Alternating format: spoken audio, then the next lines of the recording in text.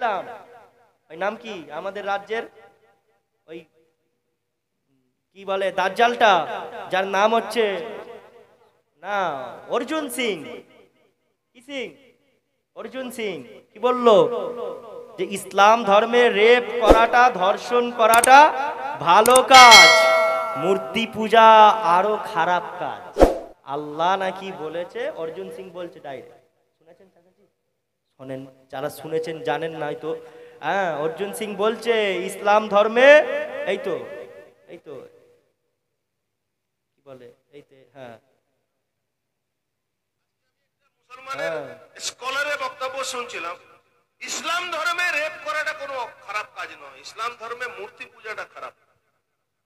আল্লাহ নাকি বলেছেন রেপ করা কোনো খারাপ জিনিস নয়। পশ্চিমবঙ্গের এই যে কি বললো, আল্লাহ নাকি বলেছে ইসলাম ধর্মে রেপ করাটা ভালো কাজ আর মূর্তি পূজা করা খারাপ কাজ। আরে জানোয়ার, দাজ্জাল, শয়তান, হারামজাদা, তুমি যদি এক বাপের সন্তান হয়ে থাকো তুমি প্রমাণ করো কোন ইসলাম ধর্মের স্কলার এমন কথা বলেছে। যদি কেউ এমন কথা বলে থাকে তাকে মুসলমান জ্যান্ত কবর দিয়ে দেবে। আর কোন মুসলমানের এমন এত বড় কথা বলার এত বড় কথা বলার সাহস কোন মুসলমানের নেই। এটা মুসলমানের ওপর অর্জুন সিং চাপিয়ে দিয়ে বলছে ইসলাম ধর্মে রেপ করাটা ভালো কাজ। এই হারামজাদা, এই শয়তান, এই দাজ্জাল, এই শুয়োর, এই কুকুর, জাহান্নামের নিকৃষ্ট কুকুরটা এই যে কথাটা বলল, আজকে আমার রাজ্যের মুখ্যমন্ত্রী কি করছে, মমতা ব্যানার্জি কি করছে? এত বড় কথা যখন ইসলাম ধর্ম নিয়ে কটূক্তি করতে পারে মুখ্যমন্ত্রী, ওই মানুষটাকে এখনো পর্যন্ত কেন গ্রেফতার করছে না? নবী আমার দিন দুনিয়া বাদশা दोनों जाने सुल्तान आमिन अल्लाह मुहम्मद रसूल सल्लल्लाहु अलैहि वसल्लम अल्लाह नबी साहाबाদের কে নিয়ে আল্লাহ নবী মসজিদে নববী শরীফে বসে আছেন। এ নজওয়ান তরুণীরা, আল্লাহ নবী মসজিদে নববী শরীফে সাহাবাদের নিয়ে আলোচনা করছেন। আমার সাহাবারা শুনে রাখো, এমন করে আল্লাহর ফেরেশতারা ওই সময় মৃত ব্যক্তির কাছে প্রতিদিন আসতে থাকে, প্রতিদিন মৃত ব্যক্তির কাছে আসতে লাগে। আর আল্লাহর বান্দা বান্দীদের বলতে লাগে, এ বান্দা আল্লাহর কাছে মাপ চাও, আল্লাহ পাকের কাছে ক্ষমা চাও। এ যুবকেরা, তরুণীরা, আমার নবী পাক সাহাবা হুজুরদের বলতে লাগলেন, বাবা সাহাবারা, এমন করে মুমিন বান্দারা যখন মারা যায়, আমার আল্লাহ মালাকুল মাউত হযরত আজরাইল আলাইহিস সালামকে আর আল্লাহ পাক ডাকে, ও হযরত আজরাইল, শুনে রাখো, আমার ওই বান্দাটা, আমার ওই মুমিন বান্দাটা, ওই মুমিন বান্দাটা যখন তুমি রহু জানটা এমন করে জানটা কবজ করবে, আমার ওই মুমিন বান্দাটা যেন কোন রকম কষ্ট না পায়, আমার আল্লাহ মালাকুল মাউতকে বলতে লাগে, এ হযরত আজরাইল, যাও জান্নাত থেকে একটা শুভ্র রুমাল নিয়ে আসো। আল্লাহর ফেরেশতা হযরত জিবরাইল আলাইহিস সালাম এমন করে জান্নাতের মধ্যে যাবে, জান্নাতের মধ্যে গিয়ে আরেকটা রুমাল আনবে, যেই রুমালটা সাদা, ওই রুমালটাতে আল্লাহ পাক বলতে লাগবে, হযরত আজরাইল, এই রুমালটাতে জান্নাতের খুশবু লাগিয়ে দাও। জান্নাতের খুশবু লাগিয়ে দেওয়া হবে। আল্লাহ পাকের ফেরেশতা হযরত আজরাইল আলাইহিস সালাম এমন করে মুমিন বান্দার কাছে যাবে, আর মুমিন আল্লাহর কাছে আসা পরে আল্লাহর ফেরেশতা ওই মোমেন বান্দাকে ওই মোমেন বান্দার নিকটে যখন আসবে আল্লাহ পাকের ওই মোমেন বান্দাটা বুঝতে পেরে যাবে মনে হয় আমি আর বেশি কুল বাঁচবো না।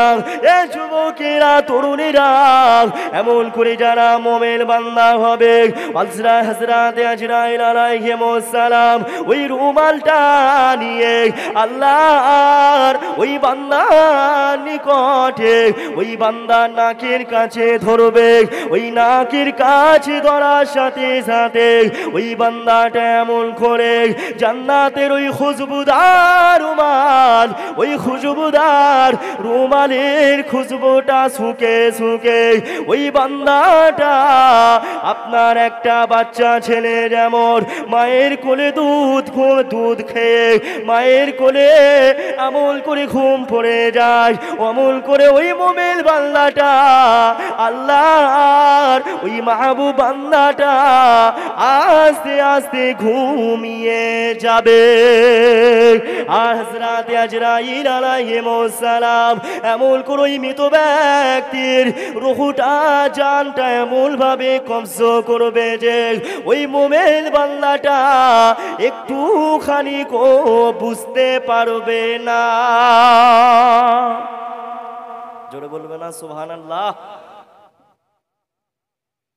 মোমেন বান্দাদের জান কবজ এমন করে করা হয় যে মোমেন বান্দারা বুঝতে পারে না যে তার রুহুটা তার জান থেকে বার করা হলো। আল্লাহ নবী বলছে বাবা সাহাবারা এমন করে যারা আল্লাহর নাফরমান বান্দা হবে যারা আল্লাহর নাফরমান বান্দা তাদের কাছে যখন আল্লাহর ফারিস্তা হযরতে মালাকুল মাউত আজরাইল আলাইহিস সালাম তার রুহুটা জানটা কবজ করবে ওই বান্দার কাছে যখন নিকটে যখন আসবে নিকটে আসার পরে আজরাইল আলাইহিস সালামের রূপটা আকৃতিটা দেখে সঙ্গে সঙ্গে এতটা পরিমাণে ভয় খেয়ে যাবে আল্লাহ নবী বলছে ওই বান্দাগুলোর চোখগুলো পুরো দাঁড়িয়ে যাবে চোখগুলো দাঁড়িয়ে যাবে একভাবে এক নজরে তারা দেখতে থাকবে। যারা দেখবে অমন ভাবে তাহলে বাবা সাহাবারা শুনে রাখো আজরাইল তার কাছে ভালো রূপে আসে নাই। অনেক অনেক সময় যারা মারা গিয়েছে আপনারা কেউ দেখেছেন কেউ আপনার চোখের সামনে মারা গেছে এমন কেউ দেখেছেন? অনেক যারা দেখেননি জানেন না অনেক মানুষ মারা যাওয়ার সময় চোখটা একভাবে চেয়ে থাকে চোখ দাঁড়িয়ে যায় বড় বড় চোখ হয়ে যায়। ওই মানুষটাকে আপনি তার ওই সময়টাতে আপনি তাকে যদি আরব সাগরের পানিটা যদি পৃথিবীর যত সমস্ত সমুদ্রের পানিগুলোও যদি তার গালেতে দিয়ে দেওয়া হয় খাওয়ানো হয় তবুও ওই বান্দার পিপাসা মিটবে না। বুঝতে পারছেন না? এত ভয়ঙ্কর রূপ নিয়ে আজরাইল আলাইহিস সালাম জান কবজ করে ওই বান্দা ভয় খেয়ে যায়। আরে আজরাইলের এত কে এটা এত বিকট দেখতে এমন দেখতে এত খারাপ আকৃতিকার ভয় খেয়ে যাবে। রুহুটা যখন কবজ করবে জানটা যখন বার করবে তখন শুধু ছটকাবে বান্দার ছটকাবে জানটা এতটা এমন ভাবে তার রুহু কবজ করবে যে তার বহুত কষ্ট হবে। আল্লাহ নবী বলছে আল্লাহ রাসূল সাল্লাল্লাহু আলাইহি ওয়াসাল্লামের যখন রুহু কবজ করা হয়েছিল জান কবজ করা হয়েছিল যদিও হুজুর পাক সাল্লাল্লাহু আলাইহি ওয়াসাল্লামের অনুমতি নিয়ে কিন্তু জান কবজ করা হয়েছিল। জোরে বলেন সুবহানাল্লাহ। এই হাদিসটা বলবো তারপরে আসছি আলোচনায়। আল্লাহ নবী নবী দয়া নবী আমার নবী আমার দরজারে সুলতান আমিনা আল্লাহ এমন করে আল্লাহ নবী যখন দুনিয়া থেকে বিদায় নেবে এ যুবকেরা তরুণীরা আমার রাসূলুল্লাহর কাছে এমন করে আজরাইল আলাইহিস সালাম হযরত আজরাইল আলাইহিস সালাম আল্লাহ নবীর বাড়ির দরওয়াজার বাইরে আল্লাহ নবীর বাড়ির দরওয়াজা দরওয়াজার বাইরে সালাম দিয়ে ডাকিলেন। আমার নবী পাক ফাতেমাকে বলতে লাগলেন, ও বেটি ফাতেমা, যাও যাও দরওয়াজাটা খুলে দেখো কে বাড়িতে এসেছে। হযরতে ফাতেমা তু জোহরা রাদিয়াল্লাহু তাআলা আনহা এমন করে আল্লাহ নবী ঘরে দরওয়াজা খুলে হযরতে ফাতেমা বলতে লাগলেন, আব্বাজান, এই মানুষটাকে আমি কোনোদিন দেখি নাই, আব্বাজান, এই মানুষটাকে আমি চিনি না।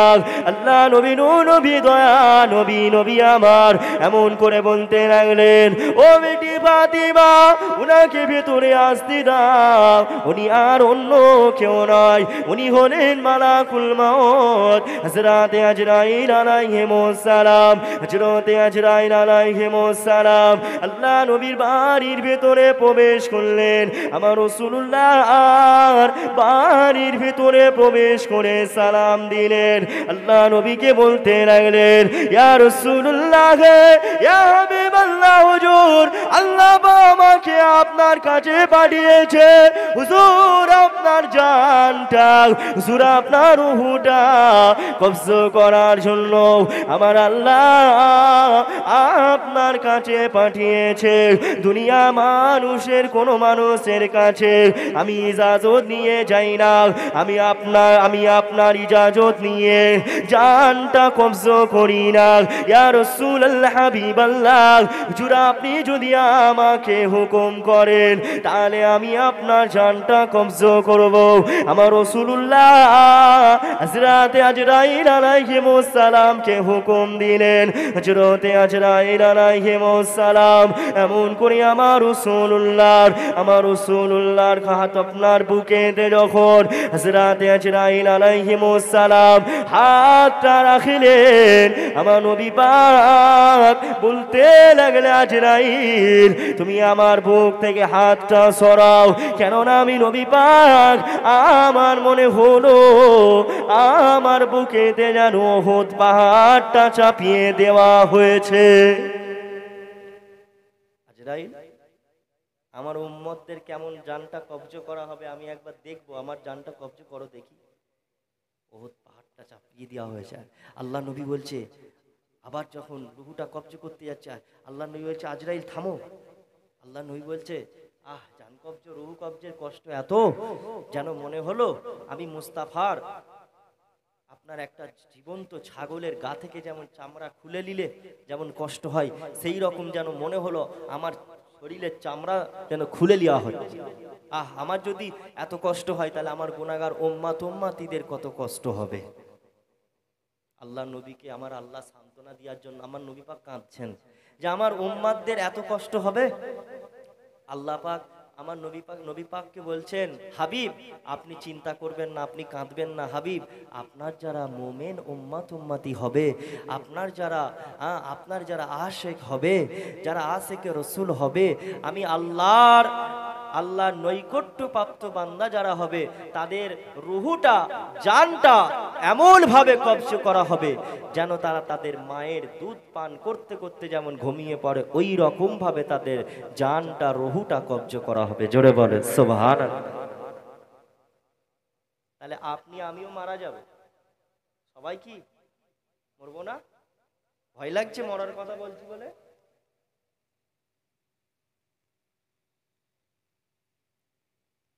যারা ভিডিও দেখছে প্রত্যেককে বলবো, কেউ ভয় পাবেন না, সবাই শোনেন, সবাই আপনারা আমার যারা লাইভ দেখে তো সবাই প্রত্যেককে বলছি, ভাই আপনারাও সব দেখেন, শোনেন।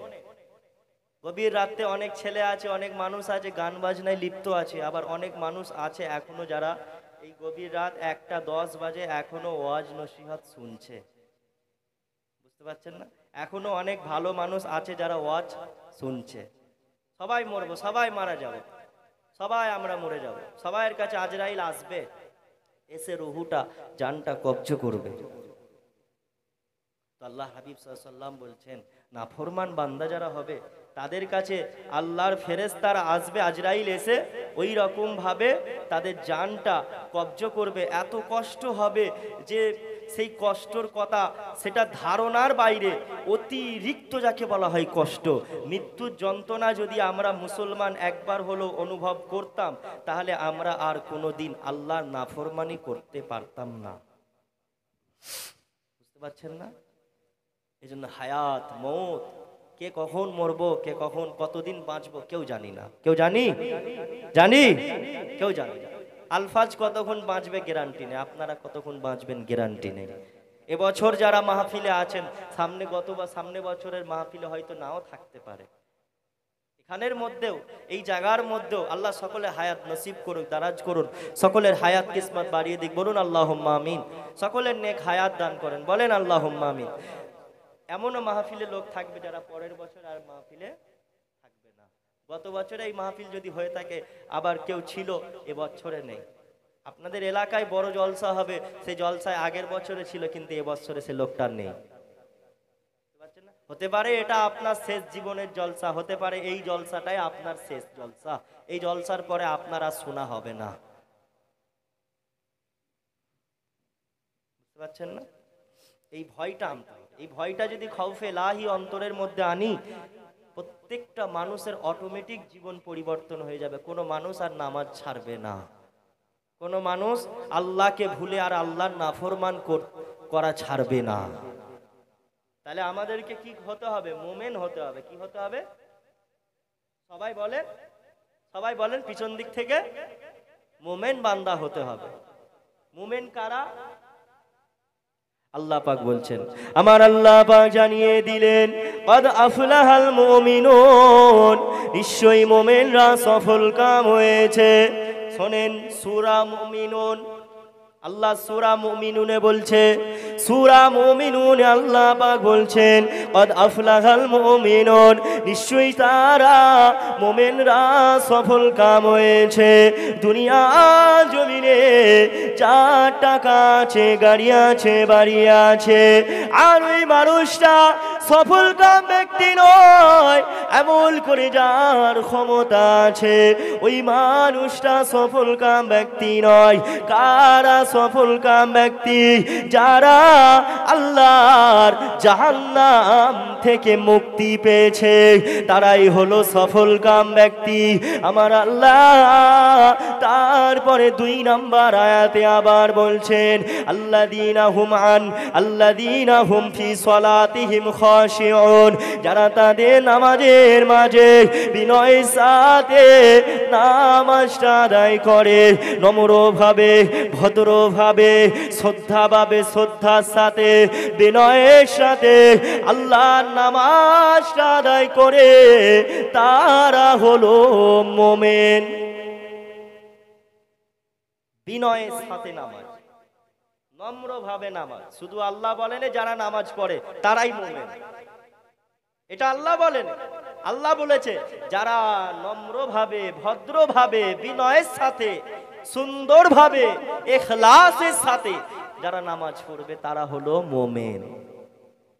আমার আল্লাহ বাবা জানিয়ে দিলেন, আল্লাযীনা হুম আনিল লাগবি মুরিদুন, যারা খারাপ কথাবার্তা থেকে, যারা অসার কথাবার্তা থেকে, খারাপ আলোচনা থেকে যারা দূরে থাকে, যারা খারাপ কথাবার্তা থেকে যারা দূরে থাকে, যারা খারাপ কথাবার্তা শোনে না, তারা হলো মুমিন বান্দা।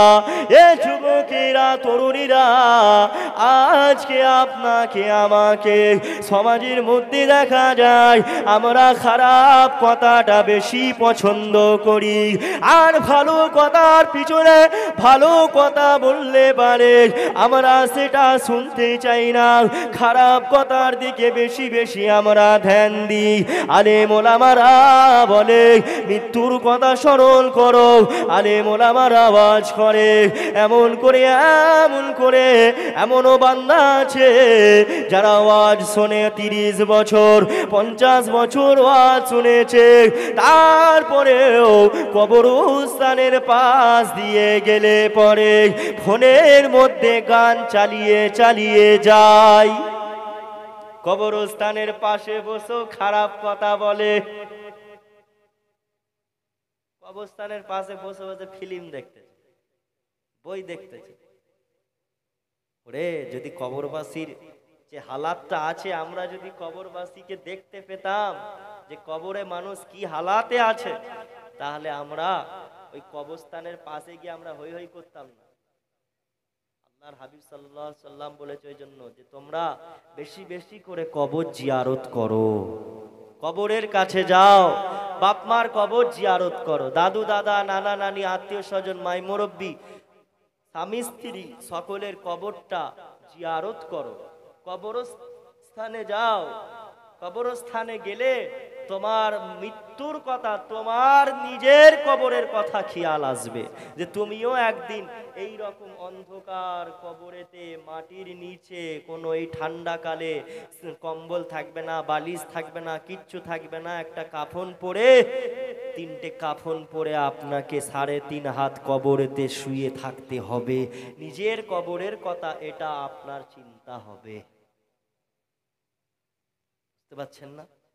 বেশি বেশি কবর, সপ্তাহে 1 দিন হলো, 2 দিন হলো, জুম্মার দিন হলো, অন্তত কবর জিয়ারত করবেন। নিজের কবরের কথা খেয়াল হবে যে আমিও মরবো, আমারও কবর একদিন, আমারও ঘর, এটা আসল ঘর, এখানে আমার কি আসল ঘর, এই ঘরে আমাকেও আবার আসতে হবে। দাদু দাদা নানা নানি আত্মীয় স্বজনেরা যেমন শুয়ে আছে, আমাকেও শুয়ে থাকতে হবে। মানুষ যখন কবরস্থানে যাবে তখন মানুষের অটোমেটিক তার মাথায় ব্রেনে আসবে না এত ওয়াজ শুনেছি, এবার অন্তত নামাজ পড়ি, এবার একটু ভালো হয়ে যায়। বুঝতে পারছেন না? তওবা করে আল্লাহর দরবারে ফিরে আসি, এটা মনে হবে। আমার আল্লাহ বাবার 4 নাম্বার আয়াতে বললেন আল্লাযীনা হুম লিযাকাতি ফাঈলুন, যারা যাকাত ঠিকভাবে করেছে, যারা যাকাত ঠিকভাবে আদায় করেছে, তারা হলো মুমিন বান্দা। এ যুবকেরা, তরুণীরা, আজকে সমাজে দেখা যায় কোটি কোটি টাকার মালিক কিন্তু যাকাত ঠিকঠাক ভাবে আদায় করে না। এই তো আমার আল্লাহ পাক জানিয়ে দিলেন, যারা যাকাত প্রদান করে, যারা যাকাত ঠিকঠাক ভাবে দেয়, তারা হলো মুমিন। আমার আল্লাহ পাক জানিয়ে দিলেন, এই আয়াতটা শোনেন, 5 নাম্বার আয়াত আমার আল্লাহ জানিয়ে দিলেন, আল্লাযীনা হুম লিফুরুজিহিম হাফিজুন, যারা নিজেদের যৌনাঙ্গকে সংরক্ষণ করবে, তারা হলো মুমিন বান্দা। এ যুবকেরা, তরুণীরা, যারা নিজেদের যৌনাঙ্গকে সংরক্ষণ করবে, হেফাজত করবে, তারা হলো মুমিন বান্দা। আজকে সমাজে আমাদের দেখা যায় জিনা ব্যভিচারী, এমন করে জিনা ব্যভিচারীর কাজ বেড়ে গেছে, সমাজে জিনা ব্যভিচারীর কাজ বেড়ে গেছে। নিজেদের যৌনাঙ্গ সংরক্ষণ করে না, যৌনাঙ্গের হিফাজত করে না। আল্লাহ পাক যে যৌবনটা দান করেছেন, এই যৌবনটা অন্য রাস্তায় খারাপ ভাবে জিনার কাজ করে থাকে। যারা জিনার কাজ করে, আমার নবী পাক দোনোজানে সুলতান আমিন আল্লাহ জানিয়ে দিলেন, ওরে আমার উম্মাতিরা রে, আজ যারা জিনার কাজে লিপ্ত থাকবে, আমার আল্লাহ ওই সকল বান্দা বান্দীদের কিয়ামতের ময়দানে, হাসরের ময়দানে এত তাদের শরীর থেকে দুর্গন্ধ বার হবে, মানুষ পালাতে লাগবে, মানুষ তাদের দুর্গন্ধে সবাই পালাবে। তরুণীরা, আজ জিনাকারীর শাস্তি আল্লাহ অনেক কঠিন করেছে। আজ জিনা খবরদার করবেন না, কেননা আমার আল্লাহ কুরআন পাকের মধ্যে জানিয়ে দিয়েছেন, লা তাকরাবুজ জিনা, আমার বান্দারে তোমরা জিনার ধারে কাছে যেও না। জিনার ধারে কাছে যেও না। আজকে আমরা মানুষ হাতের জেনা, পায়ের জেনা, চোখের জেনা, কত কি জেনার গোনা করি।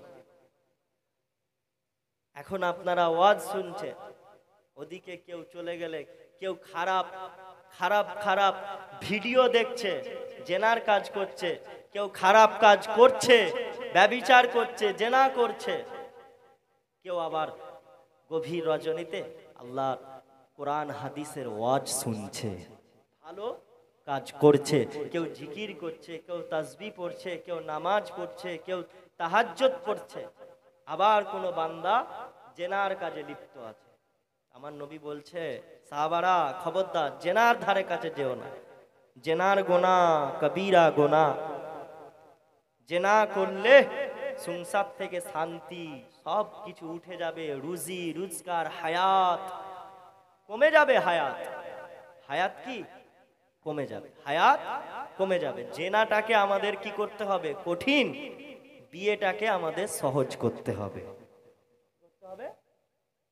ইয়ং ছেলে হয়ে গেলে, যুবক ছেলে হয়ে গেলে বিয়ে করে নিতে হবে। বাপ মায়ের কর্তব্য ছেলে মেয়েদের বিয়ে দিয়ে দেওয়া, বুঝতে পারছেন না? যুবক হয়ে গেলে বিয়ে দিয়ে দেবেন, রাখবেন না। ছেলে মেয়ে যত গুনাহ করবে, জেনার গুনাহ করলে সেটা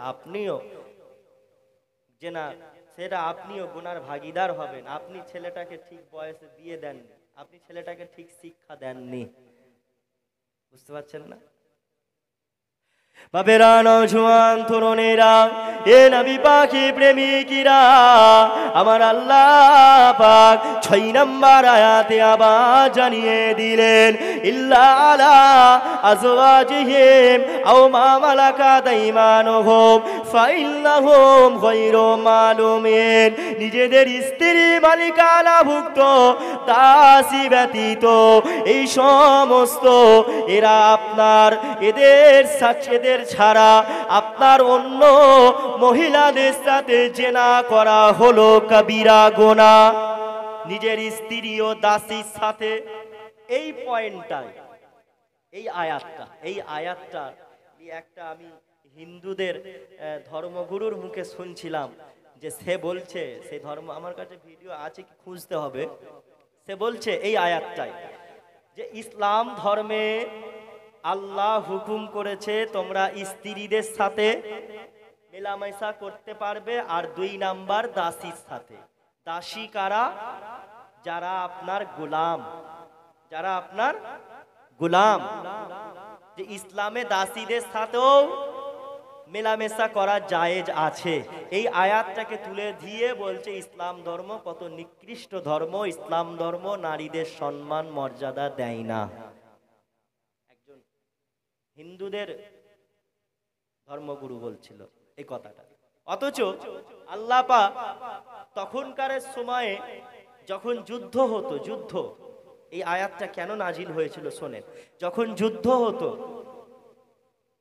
কাফেরদের স্ত্রীরা, যেসব কাফেরদেরকে মারা হতো, সেই কাফেরদের স্ত্রীদের তারা কোথায় যাবে, তারা কি খাবে, তাদেরও একটা সংসার আছে, যেহেতু তাদের স্বামীকে মেরে দেওয়া হয়েছে। যুদ্ধ যখন মুসলমানের সাথে, মোমেনের সাথে কাফেরের হয়, কাফের মরে তো, কাফেরের বউগুলো কি খাবে? ইসলাম হুকুম দিল কাফেরের স্ত্রীরা হলো তোমাদের দাসী, তাদের সাথে তোমরা তেমন ব্যবহার করো যেমন স্ত্রীদের সাথে তোমরা আচরণ করো। নিজের স্ত্রীর সাথে যেমন আচরণ করো, ঠিক দাসীদের সাথেও তেমন আচরণ করো, তাদের সাথেও আচরণ করো। এই জায়গাটাই পয়েন্ট, আল্লাহ ব্যাখ্যা এমন, এটা ব্যাখ্যাটা কি, যে আচরণ ব্যবহারটা কি, আল্লাহর হাবিব বললেন, বাবা সাহাবারা তোমরা তাদের সাথে কোনো জেনার গুনায় লিপ্ত হবে না, তাদেরকে তোমরা নিজেদের বাড়িতে এমন ভাবে রাখবে যেমন তোমরা তোমাদের স্ত্রীদেরকে তোমরা তোমাদের বাড়িতে রাখো, অন্য পুরুষের কাছ থেকে হেফাজতে রাখো, তাদের খাওয়া দাও, বাসস্থান, থাকা খাওয়া সব কিছু দাও, ঠিক ওই রকম ভাবে তাদেরও দায়িত্বটা পালন করবে। তার সাথে মেলামেশা, ইসলাম বলেছে দাসীদেরকে স্ত্রীর মতো তোমরা তাদের সাথে আচরণ করো, ব্যবহার করো, তাদের খাওয়ান দাওয়ান বাসস্থান সব কিছু দাও। বলবে না সুবহানাল্লাহ? তবে এই আয়াতটা পরবর্তীতে রদ হয়ে গিয়েছে, যেহেতু বর্তমানে দাসী, রদ বলতে এই আয়াতটা বর্তমানে এখন দাসী নাই, এই আয়াতটা, এই আয়াতের ওপরে আমল করলে হবে না, দাসী নাই, বুঝতে পারছেন না? তো যাই হোক, আল্লাহ পাক রব্বুল আলামিন তাহলে বলছে যে মোমেন কারা।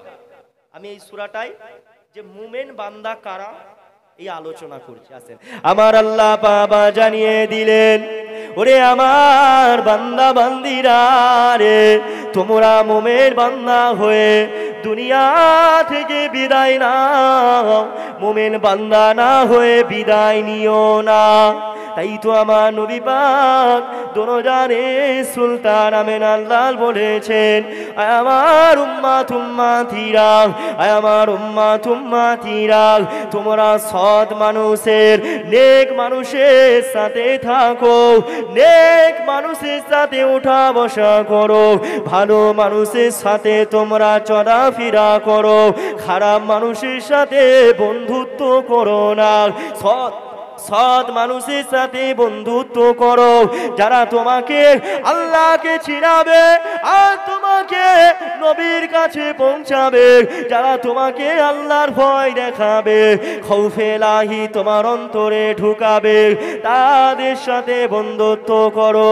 কেননা কাল কিয়ামতের ময়দানে, হাসুরের ময়দানে আল্লাহ পাক প্রতিটা বান্দা বান্দীদের কারে আল্লাহ পাক এমন করে যে যার সাথে দুনিয়া জমিনে উঠা বসা করবে, আমার আল্লাহ পাক তার সাথে তার হাসর নাসর করাবে। জোরে বলবে না সুবহানাল্লাহ। আলেমের সাথে বন্ধু রাখলে আলেমের সাথে তোমার হাসর নাসর হবে। আর যদি একজন মদখোর, জুয়াখোর, গেঁজাখোর, তারিখোর এইরকম মানুষের সাথে তোমরা যদি এমন করে বন্ধুত্ব রাখো, তাহলে তোমাদেরকেও তাদের সাথে তোমার হাসর নাসর হবে। এজন্য ভালো মানুষের সাথে আমাদের চলাফেরা উঠা বসা করতে হবে। ওয়াজ কারো অসুবিধা হচ্ছে? আলোচনা কারো অসুবিধা হচ্ছে? হ্যাঁ, শুনতে অসুবিধা হচ্ছে না তো? যাক, একবার দরুদ শরীফ আল্লাহুম্মা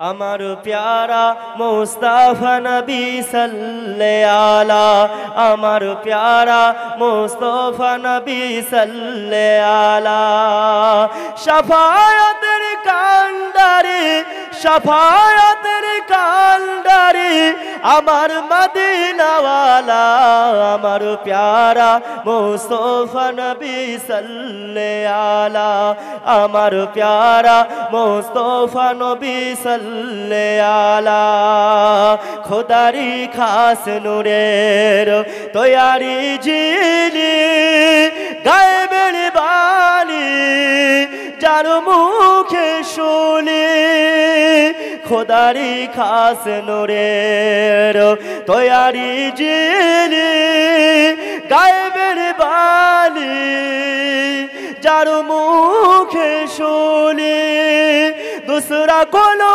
माबुद নাই, दूसरा कोनो माबुद নাই আমার আল্লাহ পাক ছাড়া, আমার প্যারা মুস্তাফা নবী সাল্লাল্লাহু আলা, আমার প্যারা মুস্তাফা নবী সাল্লাল্লাহু আলা, নবীজি আদম শফির বাবা, নবীজি আমার কাবার কাবা, নবীজি আদম শফির বাবা, নবীজি আমার কাবার কাবা, নুরু নবীর প্রেমে কাবা, নুরু নবীর প্রেমে কাবা হলো দিবানা, আমার প্যারা মুস্তাফা নবী সাল্লাল্লাহু আলা, আমার প্যারা মুস্তাফা নবী সাল্লাল্লাহু আলা। জোরে বলবেন না সুবহানাল্লাহ? আর একটু জোরে হবে না? আর একটু জোরে হবে? একটু মন খুলে বলেন মাশাআল্লাহ। নবীর প্রেমে আল্লাহর কাবা ঘর কি দিওয়ানা হয়ে গিয়েছিল। আচ্ছা বলেন তো, আল্লাহর কাবা ঘর কে প্রথম তৈরি করেছিলেন? এতদিন ওয়াজ শুনছেন, কে তৈরি করেছিলেন বলেন? কাবা শরীফ কে বলতে পারবে?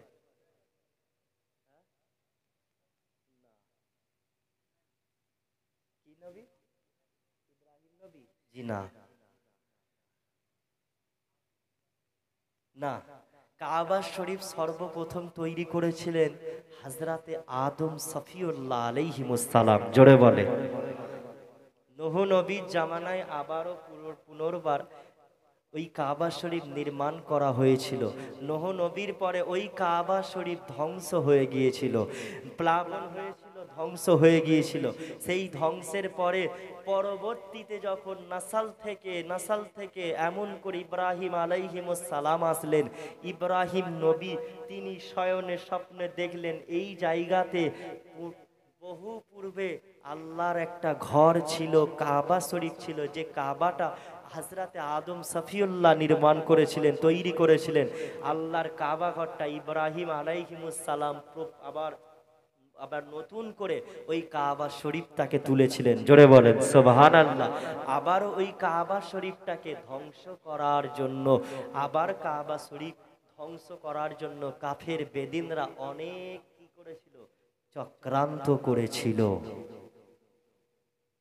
আব্রাহা নাম শোনেননি? আব্রাহা, হ্যাঁ, আব্রাহা কি করেছিল? আব্রাহাম আপনার আল্লাহর কাবা ঘরকে ভাঙার জন্য, ইয়ামানের বাদশা ছিল। কোথার বাদশা? ইয়ামানের বাদশা আব্রাহাম তিনি চিন্তা করলেন যে ওনার একটা বিরাট একটা ঐশ্বর্য, একটা বিরাট সুন্দর একটা স্থাপত্য তৈরি করেছিলেন যেখানে মানুষ যেত না, কম মানুষ যেত। আর তিনি চিন্তা করেছিলেন যে কাবা শরীফের থেকে আমার স্থাপত্যে আমি যেটা তৈরি করেছি এখানে মানুষ বেশি আসবে, কিন্তু মানুষ বেশি যেত না, সবাই দুনিয়ার মানুষ কাবা শরীফে যেত। তাই তো আব্রাহামের মাথায় চিন্তা আসলো কাবা শরীফটাকেই ধ্বংস করে দেবে। লক্ষ লক্ষ সেনা, হাজার হাজার লক্ষ লক্ষ সেনা, হাতি, হস্তি বাহিনী যাকে বলে, হস্তি বাহিনী হাতি পাঠিয়েছিল। হাতি নিয়ে আল্লাহর কাবা ঘর ভাঙতে এসেছিল। আল্লাহর কাবা শরীফ যখন ভাঙতে আসার সময়, এমন করে আসার পথে মক্কা শরীফে ঢোকার সময় যত ঘোড়া উট যত যার ছিল প্রত্যেকের ঘোড়া উটগুলো সব দখল করে নিয়েছিল আব্রাহাম। এমন করে আব্দুল মুত্তালিব, আমার নবীর দাদু আব্দুল মুত্তালিবেরও কয়েকটি উট ঘোড়া তিনিও আব্রাহাম নিয়েছিলেন। মুত্তালিব গেছেন আব্রাহামের কাছে, আমার ঘোড়াগুলো উটগুলো আমাকে দিয়ে দেন, আমার এই চারটে উট হচ্ছে আমার উট, আমি এর মালিক, আমার উটগুলো আমাকে দিয়ে দেন। তখন বলছে, তুমি এখন এই চারটে উট আনতে এসেছো, তোমাদের কাবা শরীফটাকে ধ্বংস করতে আমরা এসেছি, তোমার কাবাকে তুমি রক্ষা করবে না? আব্রাহাম বলছে, তুমি তো কুরাইশের নেতা, তুমি তোমার কাবাকে রক্ষা করবে না? আব্দুল মুত্তালিব, তুমি তোমার উট নিতে এসেছো। আব্দুল মুত্তালিব বলতে লাগলেন, এই উটের মালিক হচ্ছি আমি, আর ওটার মালিক হচ্ছেন আমার আল্লাহ। এই উটকে আমাকে দিয়ে দাও, আমি আমার উটকে রক্ষা করব, ওই কাবা ঘরকে আমার আল্লাহ পাক রক্ষা করবে। জোরে বলেন সুবহানাল্লাহ। ওর মালিক আলাদা, ওটার মালিক আল্লাহ বাঁচাবে। সাথে এমন করে আব্রাহাম চলতে লাগলে হাতি নিয়ে, বড় বড় হাতি, যার সামনে কেউ মক্কার কোন সৈন্য কাজ করছে না। এত লক্ষ লক্ষ সৈন্য এনেছে, সব ভয়ে পালাচ্ছে। হাতি যখন কাবা শরীফের ধারে কাছে অনেকটা কাছাকাছি চলে এসছে, হাতি আর মোটে সামনের দিকে আর এগোচ্ছে না, আগাচ্ছে না। হাতিকে যত টানা যেতে বলা হচ্ছে, হাতি মোটে আর আগাচ্ছে না।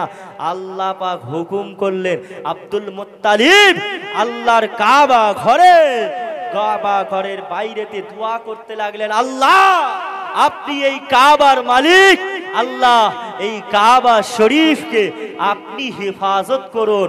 ও রাব্বুল মা আল্লাহ পাক, আপনি তো এই কাবার মালিক, আল্লাহ আপনি কাবাকে হেফাজত করুন। আল্লাহ পাক আব্দুল মুত্তালিবের দোয়া কবুল করে নিলেন। সঙ্গে সঙ্গে আব্দুল মুত্তালিব দেখতে লাগলেন আসমানেতে লক্ষ লক্ষ ঝাঁকে ঝাঁকে পাখি এসে, পাখি যাদের ঠোঁটেতে ছিল পাথর, পাথর ঠোঁটে ছিল পাথর, সেই পাথরগুলো আকাশ থেকে সব পাখিগুলো ফেলতে লাগলো। আব্রাহামের যত সৈন্য হাতি যা ছিল সব ধ্বংস করে দিলেন আমার আল্লাহ পাক। ধ্বংস করে দিয়ে আমার আল্লাহ তানার ঘরকে রক্ষা করলেন, হেফাজত করলেন। জোরে বলেন সুবহানাল্লাহ।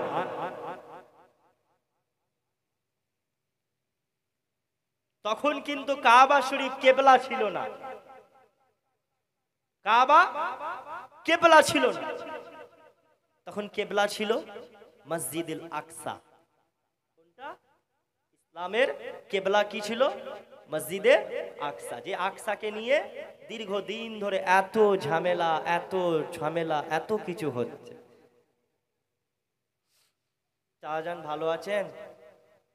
ভালো। আপনি উপরে আসেন না, যে চলে আসেন না, কেন আসেন, আসেন। মুবারক ভাইয়ের আব্বাজান তিনি, হ্যাঁ ঠিক ঠিক আসেন।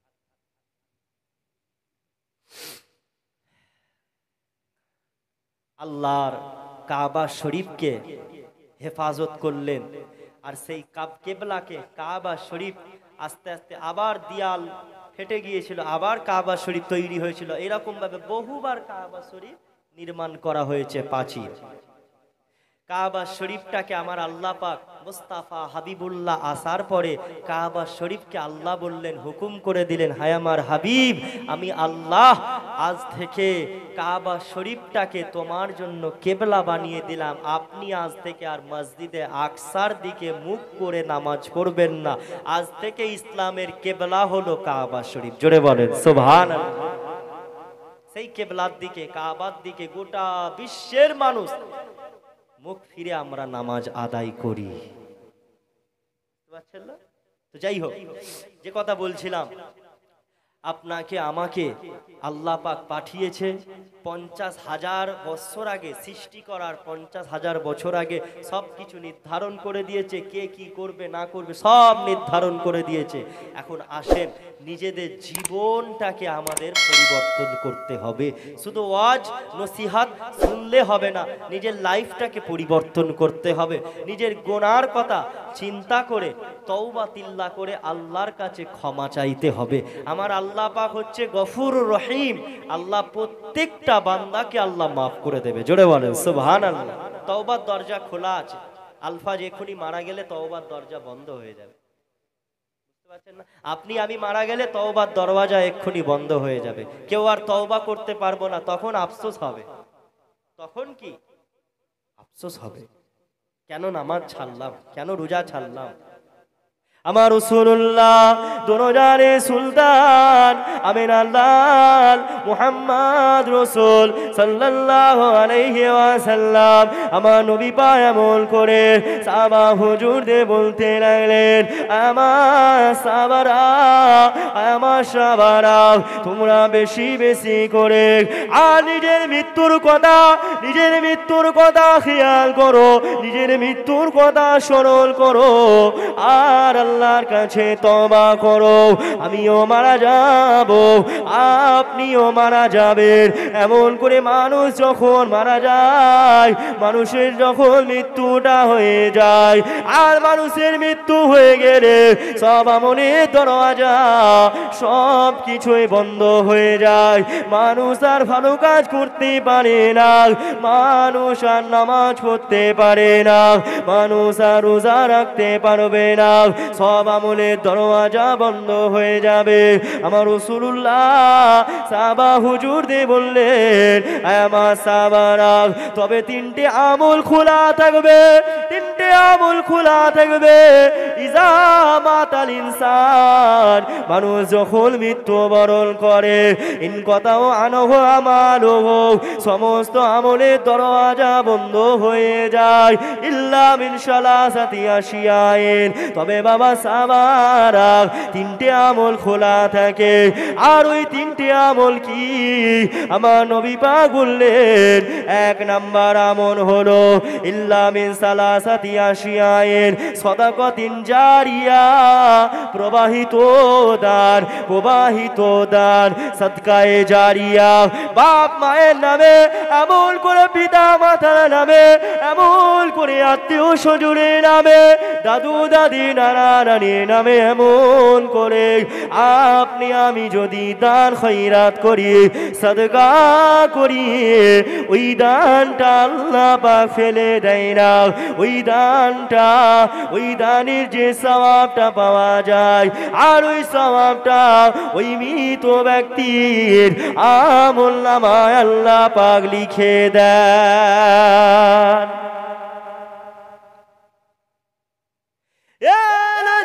তরুণীরা, আমার মুরব্বী আব্বা জানিরা, আল্লাহ নবী নবী দয়া নবী, নবী আমার দুজানে সুলতান আমিনার লাল বলতে লাগলেন, আমার উম্মাত উম্মাতিরা, দুই নাম্বার আমল যেটা খোলা থাকে, ইল্লা মিন সাদাকাতিন জারিয়াতিন আও ইলমিন ইউতাফাউ বি, দুই নাম্বার আমল হলো যেমন জ্ঞান, যে জ্ঞানটা আপনি অপরকে শিক্ষা দেন, এমন এলেম যা আপনি অপরকে শিক্ষা দেন।